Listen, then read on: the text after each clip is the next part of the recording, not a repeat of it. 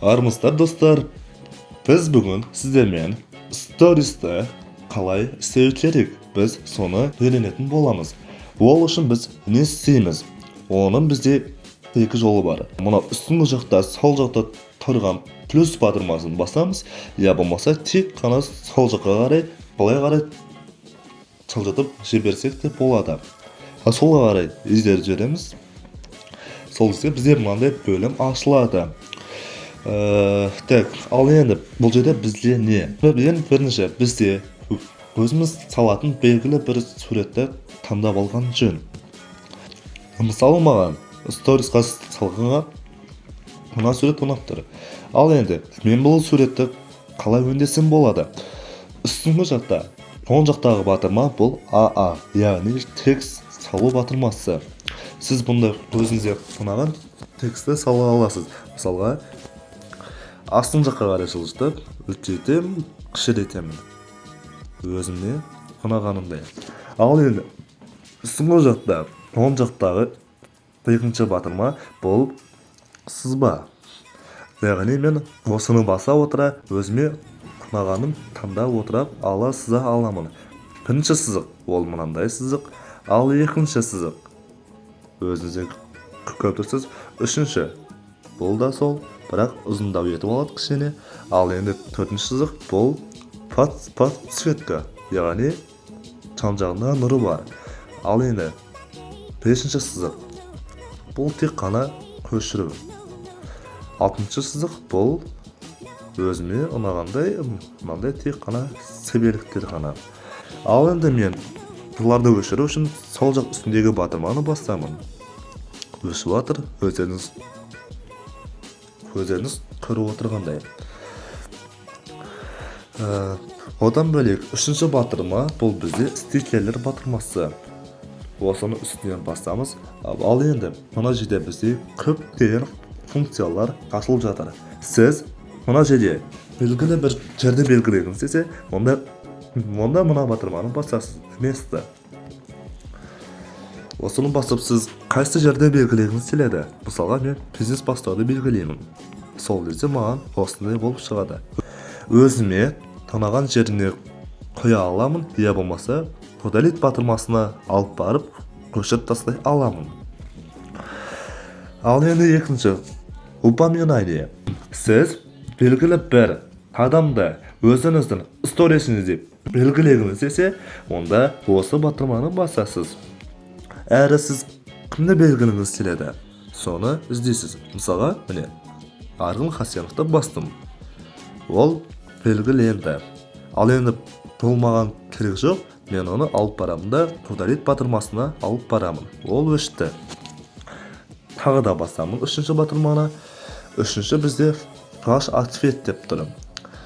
Белгілі бір сұрағыңызды қоясыз. Мысалға, инстаға салмаған фото. Енді бұл контент деп аталады. Сіздің оқырмандарыңыз сізді қызыға оқу үшін сіз оларға бір қызықты контент ойлап тапқаныңыз жөн. Ал енді бұл маған керек емес, өшіріп тастаймын. Үшінші батырманы қайтадан басамын. Төртінші бұл сұрақ батырмасы. Бұда не істесек болады. Мысалға, бүгін сторисқа не салайын? Осыны салып тастасаңыз, сізде өздері жауап беретін болады. Көшіремін. Бесінші бұл гиф. Өзіңізде ұнағанын алып таңдасаңыз болады. Мысалға, осылай секілді. Алтыншы музыка. Өзіңізде ұнаған музыканы алып салсаңыз осында болады. Шыда мирас.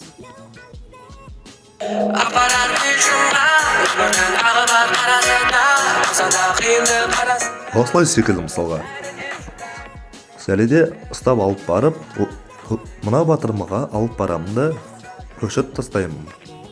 Қайтадан басамын. Астың жағына түссек, мына жақта менде мынандай батырма бар. Лайк. Бұл сурет сізде ұнады ма? Осындай секілді бір қызықты контентті ойлап тауып, өзімнің оқырмандарыма ұсынамын. белгілі испандық термин. Олар оны былай бағалайды. Я аз, я орташа, я көп. Окей батырмасы, я болмаса удали. Астыңғы жақта хэштег бұл не? Хэштег бұл сізді адамдар сөзбе сөз іздейтін белгілі бір бөлім деп айтсақ болады. Мысалға, мен осы жаққа Алматы деп белгілесем болады. Алматы дегенді белгіледім. Ал енді кім Алматы деп іздейтін болса, солардың ішінде сіздің де мына сторисіңіз шығып отыратын болады. Так, уақытты белгілесеңіз болады былай. Одан бөлек не бар тағы да? Сілтеме қойсаңыз да болады. Мысалға маған сілтеме WhatsApp-қа сілтеме болуы мүмкін. Осылай мені WhatsApp-қа сілтеме сала аламын. Бұл маған енді керек емес. Удалитқа алып барамын. Және де мына жақта бізде тест бар. Тестте бұл өте қызықты контенттің бірі. Мысалға, мен бүгін қайда барамын? Осы секілді қызықты сұрақтар сіз өзіңіздің оқырманыңызға ойлап табасыз. Мысалға, Алматы, я болмаса Астана, я болмаса Қызылорда, әлде Париж.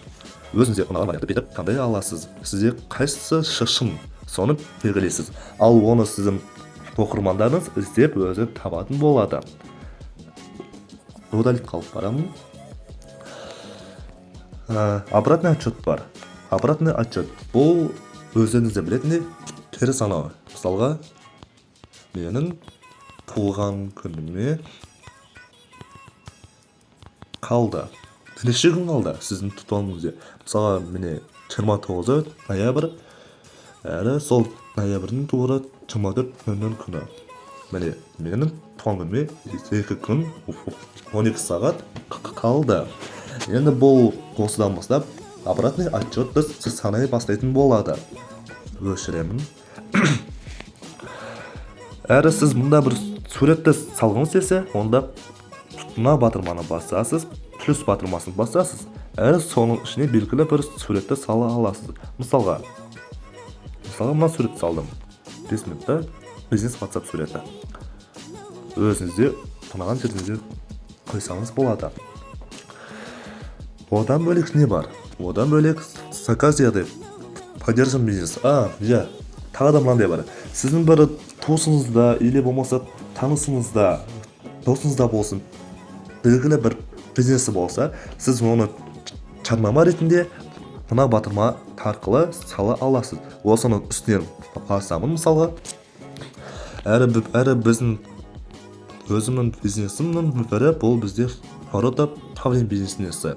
Осыны белгіледім. Міне біздің Форота Павлиннің 3-4 постын жарнама ретінде нетіп отырмын. Шығарып отырмын. Одан бөлек басқа ештеңе жоқ. Ал енді сіз бір белгілі бір суретті монтаждадыңыз мысалға осы бағытта, Ал енді сіз ол суретті сақтап қалғыңыз келіп отыр. Ол үшін сіз не істейсіз? Ол үшін сіз үстінде тұрған екінші батырманы басасыз. Сол кезде мына сурет сізде толықтай сақталды. Обработка жасап отыр. Все, сурет сіздің галереяңызда тұр деп айта аламыз. Ал енді мен сіздердің көздеріңізше фото монтаждайтын боламын. Қараңғы жерде жауып міне сурет түсті. Ал енді мен бұны монтаждаймын. Менің бүгінгі жоспарым. Әрі осы жерден ұзақ бір сызық жасаймын, өте ұзақ етіп. Осы бір бейнеткенше окей батырмасын бастамын. Астыға қарай қойдым. Міне осылай сақтап қойдым. Ал енді тағы да солай сәл сызамын. Оң жаққа біреуін қоямын. Тура солай 1, 2, 3, 4, 5, 6, 7. Сол жаққа біреуін қоямын. Тура солай 1, 2, 3, 4, 5, 6, 7. Астында осылай төртеуін салып шығамын. 1, 5-те тұру. Бірді 6 тастай салайын. 5-те тұру.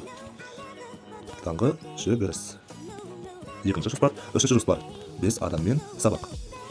Үшіншісін салдым, төртінші ерекше плансыз бұл. Соны төртіншіге салдым. Осылай мен өзіме ұнағандай етіп сторис сала аламын.